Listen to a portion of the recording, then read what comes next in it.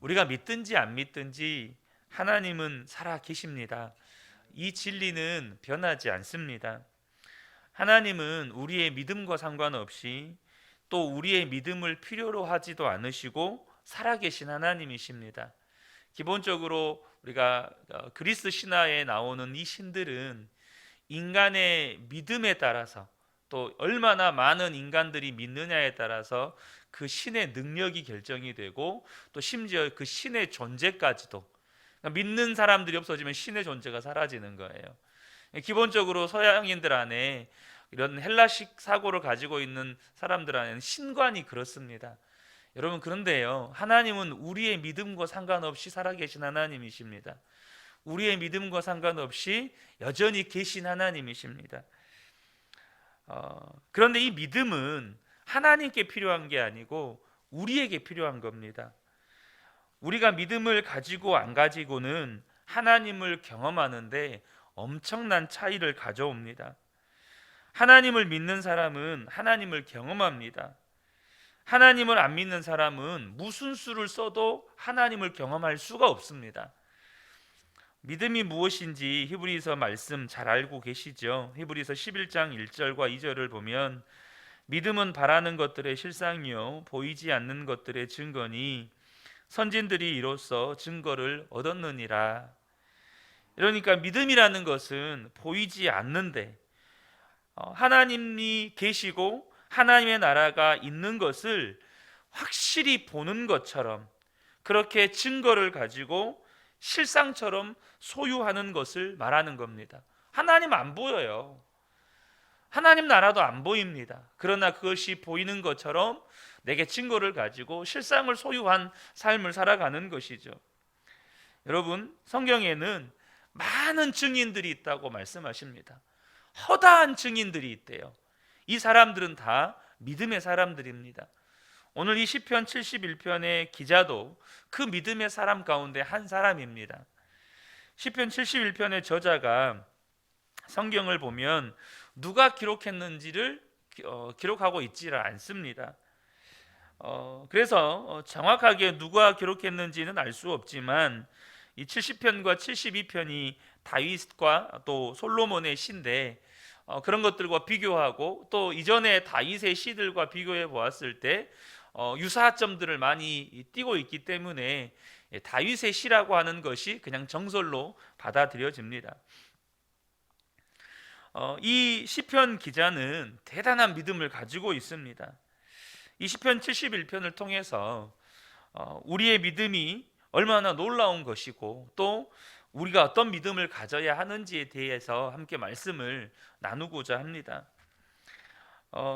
앞서 말씀드린 것처럼 이 시편 71편도 다른 다윗의 시편과 비슷한 구조로 간다고 말씀을 드렸죠.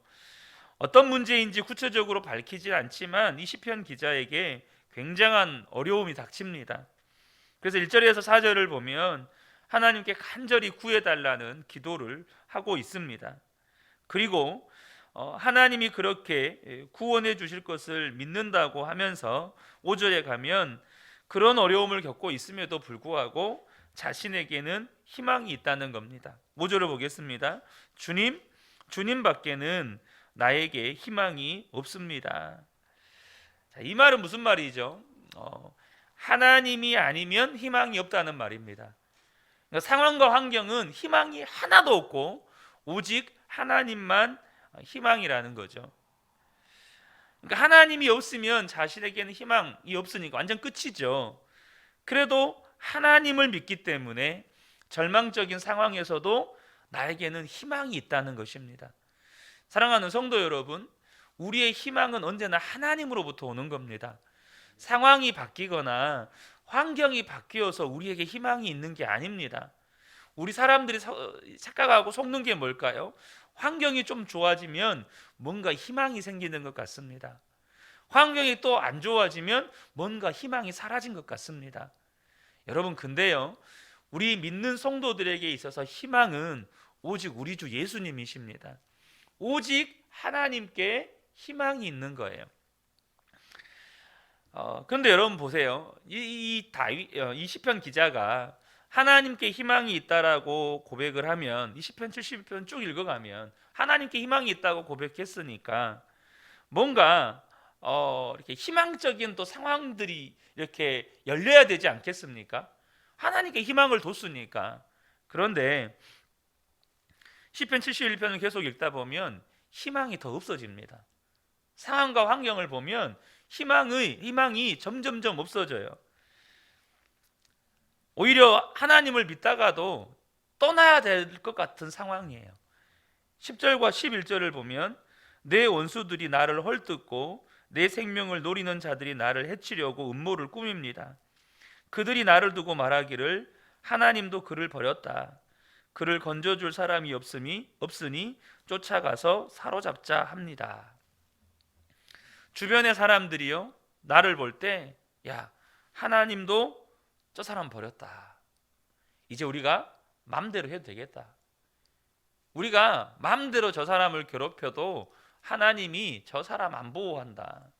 하나님이 저 사람 안 지켜준다. 여러분, 이 다윗 당시에 여러분 보시면 아시겠지만 다윗이 왕으로 오르기 얼마 전에 이스라엘이 사울왕 시절에 블레셋과 전쟁을 할 때, 아니죠, 사울왕이 아니죠, 사울왕 전 때군요. 사울왕 전 때 블레셋과 전쟁을 할 때 이스라엘 백성들 안에 하나님의 법궤가 왔다는 소식만으로도 블레셋 민족들이 벌벌 떨었습니다. 하나님의 법궤가 있다, 이것만 가지고도 예수를 안 믿는, 하나님을 안 믿는 주변 민족들이 벌벌 떨었어요. 그러니까 그들 안에 저 민족, 저 사람이 믿는 신이 보호한다, 그러면 함부로 못 건드리는 겁니다. 그런데 이 시편 기자의 주변의 사람들이 다 말하는 거예요. 너 하나님이 버렸다. 이제 우리 만만하다. 마음대로 해도 된다. 마음대로 괴롭혀도 된다. 이런 말들을 하는 거예요. 원수들만 그런 것이 아니고 이 시편 기자도 스스로 자신을 돌아볼 때 하나님이 자신을 버린 것 같아요. 12절을 보면 하나님, 나에게서 멀리 떠나지 마십시오. 나의 하나님, 어서 속히 오셔서 나를 도와주십시오. 나에게서 멀리 떠나지 마십시오라는 말이 무슨 의미입니까? 지금 스스로 느끼기에 하나님이 멀리 떠난 것 같은 겁니다. 자신이 생각할 때도 하나님이 떠난 것 같은 상황인 거죠. 시편 기자가 하나님 정말 살아계시고 반드시 나를 사랑해 주시고 구원해 주실 것이라고 다른 사람과 논쟁하다가 이젠 입이 막혀버리는 겁니다. 15절에 보면 이제는 본인이 하나님의 뜻이 무엇인지도 모르겠다는 거예요. 내가 비록 그 뜻을 다 헤아리지는 못하지만, 그러니까 스스로 생각할 때도 하나님 도대체 나에게 왜 이러시나, 왜 나에게 이렇게까지 하시나 본인도 모르겠다는 거죠. 그래서 시편 기자가 이런 생각까지 합니다. 18절에 보면 내가 이제 늙어서 머리카락에 희끗희끗 인생의 서리가 내렸어도 하나님, 나를 버리지 마십시오. 시편 기자 안에 드는 생각이 뭐냐면, 하나님, 나 늙어서 버리신 겁니까? 내 이제 인생 말년이라고 하나님도 나 버리신 겁니까? 하나님, 나 버리시면 안 됩니다. 지금 이렇게 기도를 하고 있는 겁니다. 그리고 20절에 시편 기자가 하나님이 나에게 재난과 불행을 주셨다고 생각을 합니다. 20절에 보면 주님께서 비록 많은 재난과 불행을 나에게 내리셨으나, 그러니까 본인 스스로 생각할 때도 하나님이 나에게 지금 많은 재난과 불행을 내리신 거예요. 여러분, 이쯤 되면 내가 나이 먹어서 하나님이 나 버리셨나? 하나님이 도대체 왜 이렇게 나에게 많은 재난과 불행을 주시나? 심지어 그 모습을 보는 다른 사람들조차도 저 사람 하나님이 버렸네, 예수 믿더니 예수 믿는 꼬락서니가 저거밖에 안 되네, 이런 말들을 듣고 있는 겁니다. 그러면 여러분 어떨 것 같습니까? 예수님 떠나도 괜찮을 것 같지 않습니까?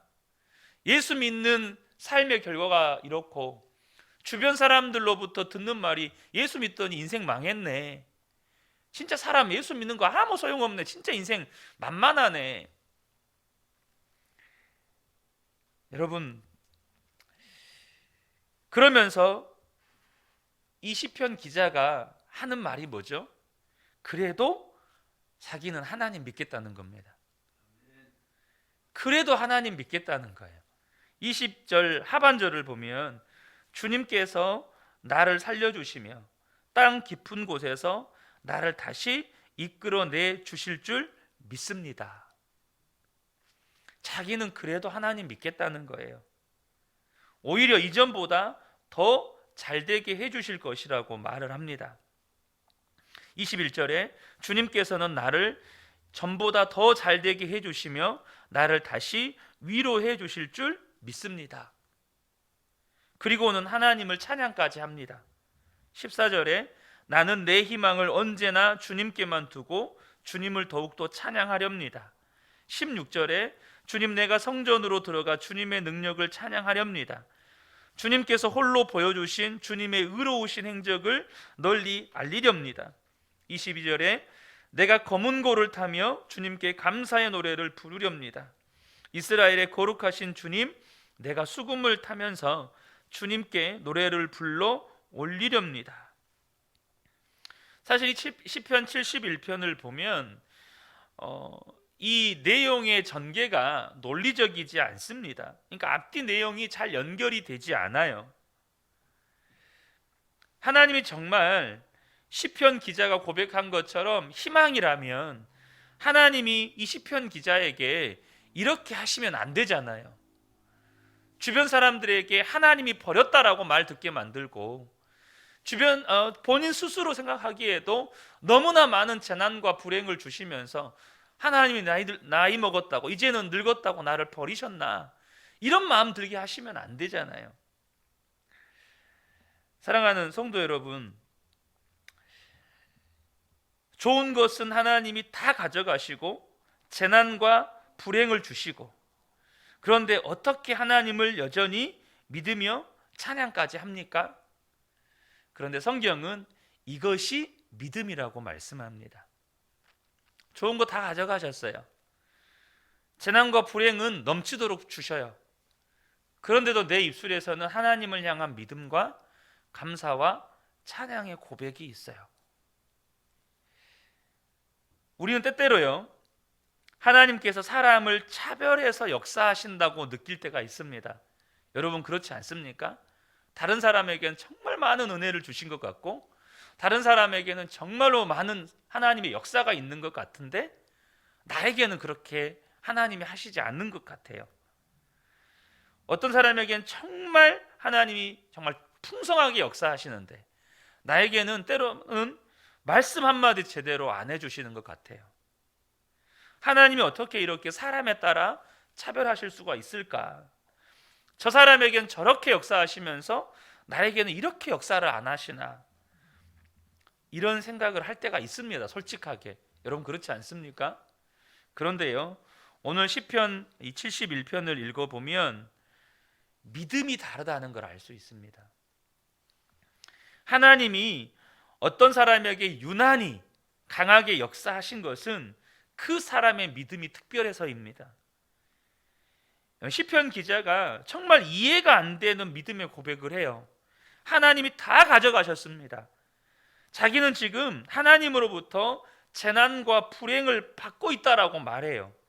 그런데도 하나님이 희망이라고 믿고 하나님을 찬양합니다. 사랑하는 성도 여러분, 지금 여러분의 믿음은 어떤 믿음이십니까? 만약 하나님께서 여러분의 재산을 다 가져가셨다. 지금 정말로 통장에 잔고가 0이다, 0. 아니 마이너스 통장이라 가지고 마이너스로 그냥 쫙 찍혀 있는 거죠. 하나님께서 여러분의 건강을 가져가셨다. 하나님께서 여러분이 지금까지 일구어 놓은 모든 인간관계 혹은 성공 다 가져가셨다.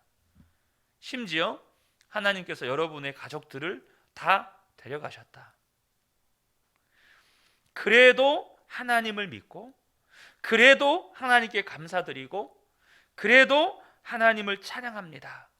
이렇게 하실 수 있겠습니까?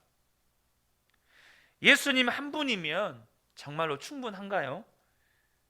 다른 것 다 없어도 진짜 예수님이 한 분이면 충분하냐는 겁니다. 그렇게 하나님을 믿는 사람이 진짜 하나님을 믿는 겁니다. 제가 과하게 표현한다고요? 여러분, 그렇지 않습니다. 성경이 그것이 믿음이라고 말씀합니다. 다 가져가셔도 좋아. 다 없어져도 좋아. 나는 하나님 한 분이면 충분해. 하나님이 나에게 재난을 주시고 불행을 주셨다고 할지라도 나는 하나님을 믿어. 하나님만 믿으면 나는 희망이 있어. 이러실 수 있겠느냐는 겁니다. 우리가 예초부터 하나님을 믿지 않고 하나님이 주신 어떤 것을 믿는 사람은 믿음의 환난의 때를 견디지를 못합니다. 문제는 모든 인생들에게는 개인마다 모양과 정도의 차이는 있겠으나 반드시 개인적인 환난의 때가 온다는 거예요. 여러분의 건강을 가져가실 때가 오고, 여러분의 생명을 거두어 가실 때가 오고, 여러분의 가족들을 데려가실 때가 오고, 여러분이 가진 것들을 다 내려놔야 할 때가 옵니다. 그런데 이것은 필연이에요. 이건 이미 결정된 겁니다. 여러분이 원하지 않아도 하나님이 거두어 가실 때가 옵니다. 여러분 혼자 하나님 앞에 단독으로 서야 될 때가 와요. 그런데 우리 안에 있는 믿음이, 하나님 믿으니까 하나님이 복을 주시겠지, 하나님 믿으니까 건강 주시겠지, 하나님 믿으니까 성공도 해 주시겠지, 이렇게 하나님을 믿는 사람은 그것을 잃어버리거나 혹은 안 주시거나 하면 하나님을 믿어도 소용없구만. 하나님 믿어도 아무런 인생에 도움이 안 되는구만.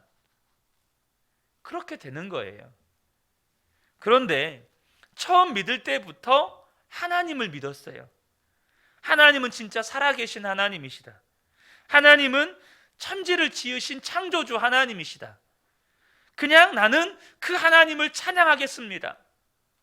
여러분, 하나님 그분이 계신 것만으로, 하나님 그분이 나를 구원하신 것만으로, 하나님 그분이 나의 주님이 되시고 나의 목자가 되신 것만으로 그분께 영광 돌리며 살아가는 것이 나의 믿음이에요. 그러면 하나님이 나에게 무언가를 주시고 안 주시고는 부가적인 문제입니다. 주시면 좋긴 하겠지만 안 주신다고 해서 하나님을 믿는 데는 흔들림이 없습니다. 하나님 살아계시고, 하나님 역사하고 계시고, 하나님 나를 인도하고 계시고, 하나님은 언제나 선하시고, 하나님 언제나 옳으시고, 하나님 반드시 협력해서 선을 이루시고, 하나님 반드시 나를 영원한 하나님 나라로 인도해 가시고, 그걸 믿으면 하나님 주시고 안 주시고의 문제는 더 이상 문제가 안 되는 거예요. 그렇게 하나님을 믿을 때 우리의 삶에 하나님의 역사가 나타나는 것입니다. 아브라함이 하나님을 믿었죠. 하나님을 믿었기 때문에 하나님께서 아브라함에게 약속을 주십니다. 그 약속이 뭐죠? 많은 후손을 줄 것이다. 네가 큰 민족의 조상이 될 것이다. 그런데 아브라함이 99세가 돼도 자녀를 안 주셨습니다. 더 이상 이제는 아이를 낳을 가능성이 사라져 버렸습니다. 그런데도 아브라함은 하나님을 믿었습니다.